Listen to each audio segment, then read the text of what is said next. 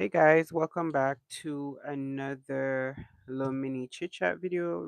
Welcome back to another little mini reaction video. So hopefully, enough of you guys saw my community post. If not, you guys can go ahead and catch up when I re-upload to YouTube once we're done with the live.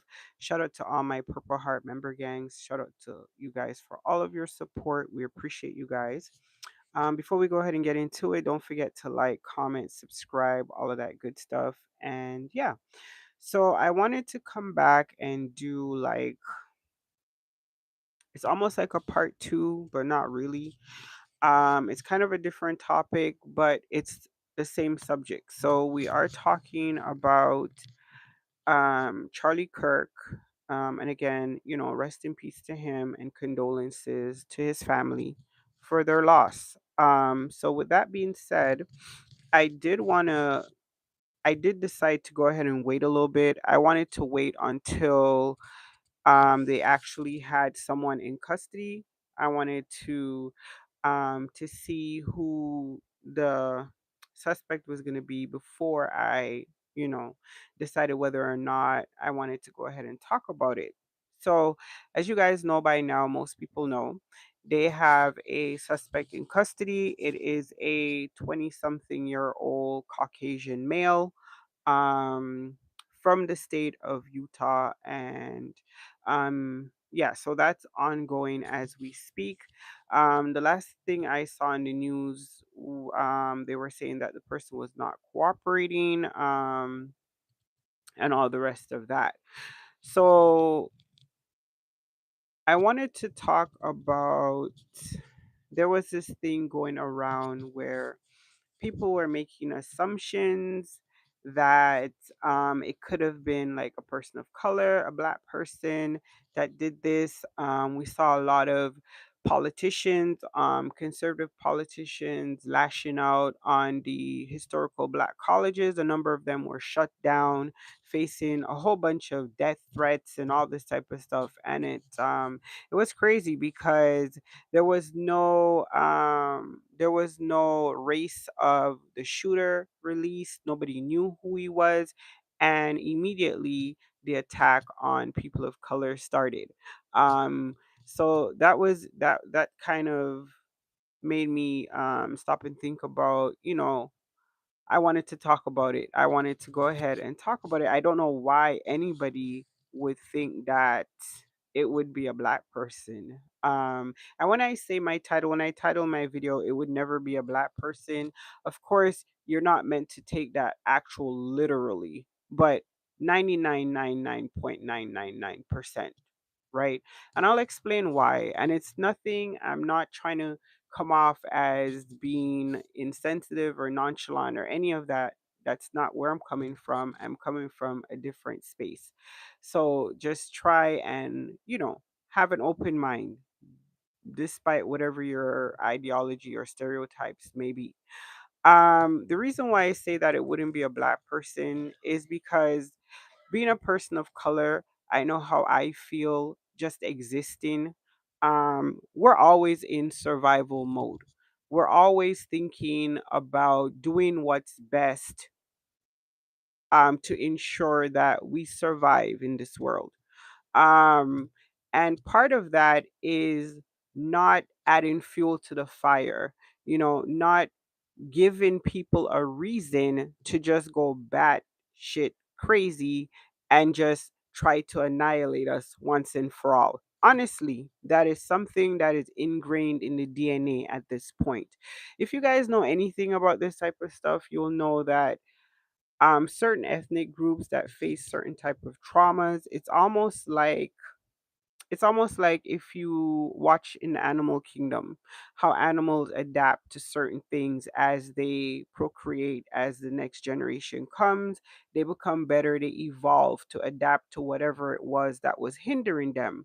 It's almost like the same thing. There is a survival kit built into the DNA where it's like you don't do too much. I'm speaking from experience. Like I tell you guys all the time when I do these reactions and I talk about things, I usually have like some type of personal connection to what I'm talking about. So I don't just talk about whatever just because it's a hot topic or it's trending. It's usually I have some type of personal connection to what I'm discussing. So when I say survival mode and I speak about myself, I live in a 99% white town in Canada, right? I'm a person of color. I've lived here for about 15 to actually more than 15 years. We're going closer to 20, but not quite, right? So I've lived here 15 plus years. I am still the only person of color on my street, and I am still the only person of color um, with a lot of things as it pertains to the area in where I live. And even though we are in 2025 and more people are now integrating into the community, where I live in the town is still predominantly white. So when I say not doing too much, just trying to blend in like a chameleon, just trying to blend in, mind my business, live my life, just not not stick out like a thumb because I don't want the extra attention that is already there in the atmosphere. But I'm not going to engage in any type of activities that's going to further um, push the narrative.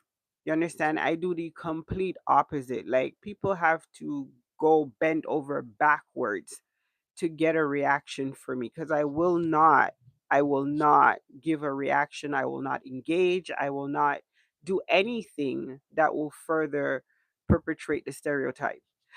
So that's what I say when I say like we of course, when you say there's always certain individual within any ethnic group, within any society that will act out or act according to how they feel or take things into their own hands or whatever the case may be.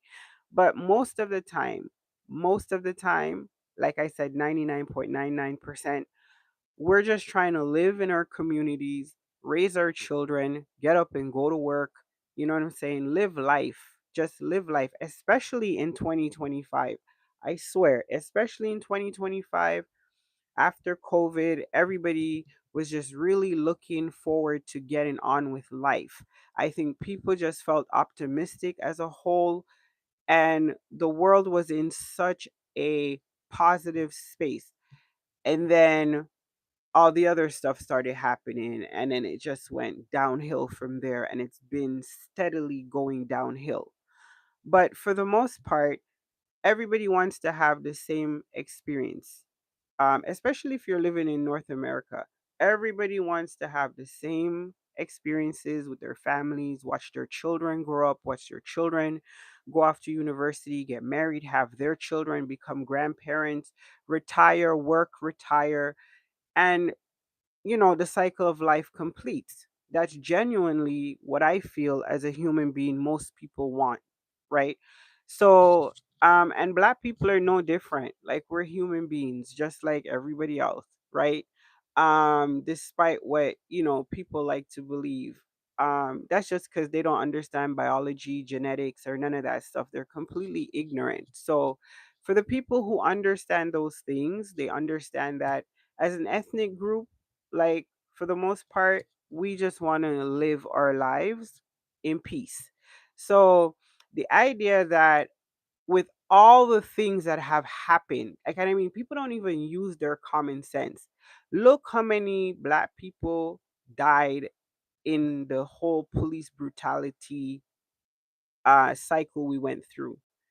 And you didn't have any black people picking up guns and going around and killing any white people, and there was more than enough provocation, and it didn't happen. So I don't know why it would happen now and in this particular situation, because one particular person had a view that, you know, we pretty much view as a collective has the view anyway. So what would be the point in, committing any type of violence against this individual? He is no different than any other individual that have come before him that have held the same type of views or had the same stance on whatever topics and subjects.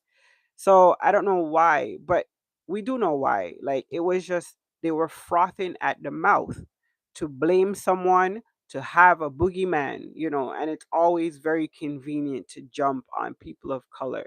This stuff gets so tiring and boring and just so tiring. If it wasn't so dangerous, it would be tiring. Um and it would be boring. But because it is so dangerous for people who look like me, who live in other parts of the world and in North America where they're not allowed to be as open and have as much free speech as maybe I do living where I live. Um, and we pray to God it stays that way. I swear to God, we pray to God it stays that way. Um, it's dangerous for those type of people who have to deal with certain type of energies to put out those type of narratives and to try and use that to further throw gasoline on the hate fire so that someone would actually do something crazy is just crazy to me. But that's just my thoughts and opinions on the whole situation. I was praying. When I say I was praying that this person, whoever they caught, would not be a person of color, it's not an exaggeration. It's just like I pray whenever any major situation happens that I know the narrative can become racialized and they can just use it to do the whole, oh my God, the evil black people thing. I'm always like, please don't let this person be black. Please don't let this person be black. You don't even want to know how I felt with the whole train situation with that lady. I was like, oh my God, why? Why? Two terrible things happened. Why? Like, why? Please. I'm just like, oh my goodness, because we know anything will be used by certain individuals to trigger off what they want, which is why, unfortunately, as sad as this whole situation was, I'm being completely honest because I'm always honest. I'm never gonna get on here and lie. I'm too grown for that. Um, I was like, I sighed a sigh of relief, honestly, on the inside when I saw who they had in custody because there were so many people frothing at the mouth, rabid online with the death threats and the this and the that. I was just like, please don't let this person be black. Like, just please don't let him, which is a terrible place to be, but that is my reality. And, I can just be honest about that. And I'm feeling like most black people felt the same way. As bad as things may be, as tragic as this may be, as horrific, as disgusting as this is, on some level, you're just like, thank God this guy is not a black guy because I don't even want to know what America would look like right now. So that's just me being for real. Let me know what you guys think about this whole situation down below. Like I said, if you have a difference of opinion, please civilly state it down below and I will respond. I have no trouble or problems engaging in educational dialogue. Back and forth is fine as long as it's respectful because I'm a respectful person. I will never be disrespectful unless you're disrespectful to me. Then I will reciprocate in kind. So let's go ahead and keep it positive. That's all I really push on my platforms, and that's how I would like to keep it. Everybody's entitled to their opinion. Like I say, just state it respectfully and keep it pushing. It's not personal. I don't know you, will never know you, so let's not pretend we know each other. On that note, thank you guys so much for everyone who took some time to stop by. We appreciate you guys. Shout out to my Purple Heart member gang, everyone who came through. We appreciate you guys as well. And yeah, we'll catch up with you guys in another video. Deuces.